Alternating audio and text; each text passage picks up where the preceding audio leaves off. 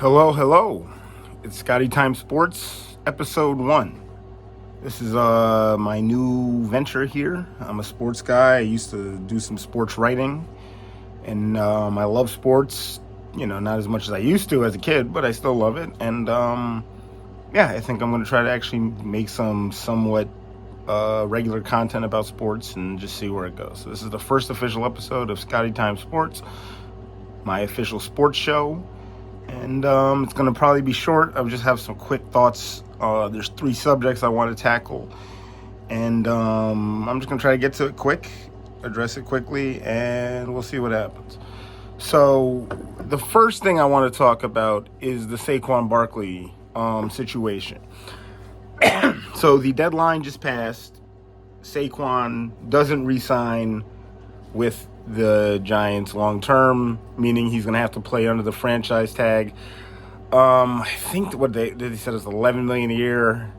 I mean, you guys can look that one up. I'm still a little confused, but long story short, we all know that the running back position doesn't get paid that much, especially if they're franchise tagged, because the franchise tag is the average of the top 5, I think, highest paid players at a given position.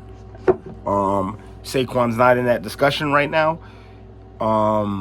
So yes, he's going to have to play under the franchise tag. It's definitely unfortunate. I do think it sucks. I played high school football. I watched football. I'm a Niner fan, who was a teenager in the 2000s, and Frank Gore was such a big part of our franchise. And so I understand the importance of the position. At the same time, if you just give Saquon what he wants because it's the right thing to do, I mean, that's bad business. It's sort of just the way it works right now. The position is not valued, which in itself does suck. Don't get me wrong. It does suck that the position isn't valued, but until it gets valued again, there's no reason to pay these guys. I just think that I don't see how it corrects itself. And you would like to think that, because, I'm looking at Saquon's numbers here. I mean, Saquon Barkley in 2022, I mean, he had 1,312 yards rushing. That's on, 295 attempts. And he had about 300 some odd receiving yards. So you're talking about a guy who had about 1,600 all-purpose yards, over that actually, close to 1,700 all-purpose yards. I would like to think a guy of that stature is going to get his money, especially because he's not crazy old at this point. He was, he's basically 26 at this point, 27. So it 26. So I think it's it definitely is.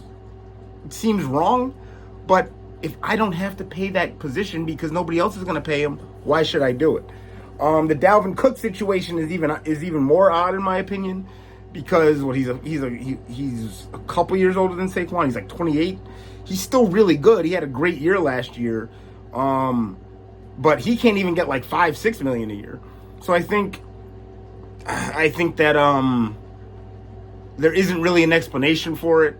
I'm a 49ers fan. We have the highest paid running back in the league in McCaffrey, but we made that trade understanding we weren't gonna be committed to him long, for that many years. I think he's a free agent after this upcoming season. I highly doubt we're going to bring him back unless we restructure, and because we're us, he might want to come back. But I just, either way, there's just positions that are more highly valued. I mean, you can say that running backs should be valued more, but should they be valued more than, elite pass rushers? No, because I still think those guys impact the game more, and it all goes back to, I can find a guy that nobody's ever heard of in the draft who can still be a serviceable running back. So that's all I have to say on that. Topic number 2 is Shohei Ohtani. This is an interesting one because obviously he had a great game last night beating the Yankees. Listen, Shohei's an animal. The guy's 29, which I think is a sweet spot in terms of age for a baseball player. Because if a guy's too young, you might be like, well, he the pressure still might get to him at some point. You don't know if he's prepared for everything that can be thrown at him. If a guy's too old, you're like, okay, his prime isn't going to last for very long. 29 is the sweet spot. I still believe that Shohei can be a beast for 5-6 years. I'm assuming he could probably still pitch for that amount of time. He's not going to be able to do that for his whole career, but he can still do that. But I mean, the guy has how many homers does he have? Let me look this up again. I just looked this up. I think he has like 35.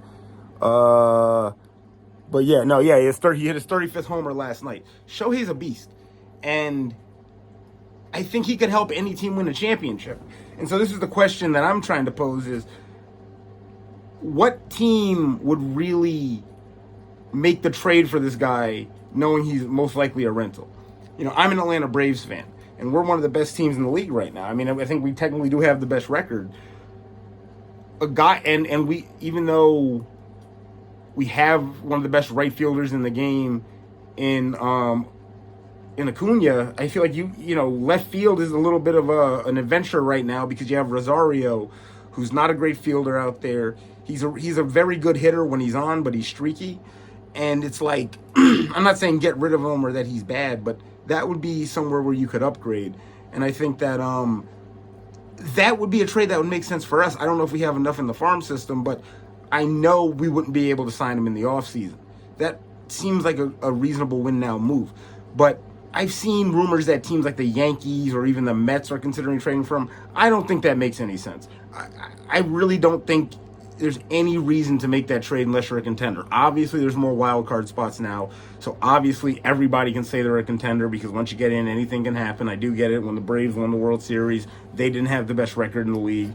And last year when we looked, you know, like a juggernaut, we, you know, stumbled in the playoffs. So I do get it.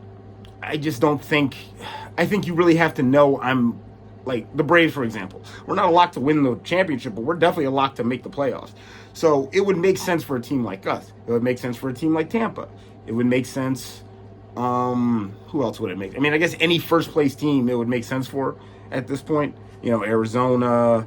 But I think if you're a team that's just on the edge, it's not worth it. Like, as a Braves fan, I don't like the Mets. So if they made that trade, I'd love it because I feel like it's not really going to change their fortunes this year. And there's a chance he re-signs there for sure. But even like him going to the Mets doesn't make me fear the Mets exactly. But that would definitely be a good signing for them. I just don't know why he would actually want to sign there if he wants to win and the Mets are having this putrid season they're having. So if the Mets traded a good chunk of their farm system to get Ohtani, I'm totally for it. I just don't see that happening. So in the end of the day, I honestly, if you said to me, like, what do you really think is going to happen with Ohtani this season? I think Anaheim's going to hang on to him.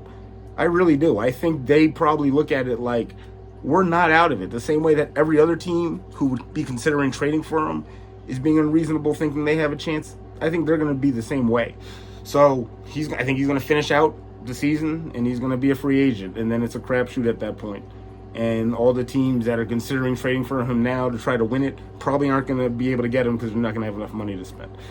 So, yeah. So that's, you know, I was going to get into NBA offseason stuff, but I really don't care much about that. But I'll talk about that next time. I'm going to cut this one off here. But, yeah, this was fun talking sports. And episode 2 will be coming whenever I feel like making it. So stay tuned for that. And thanks for listening. And,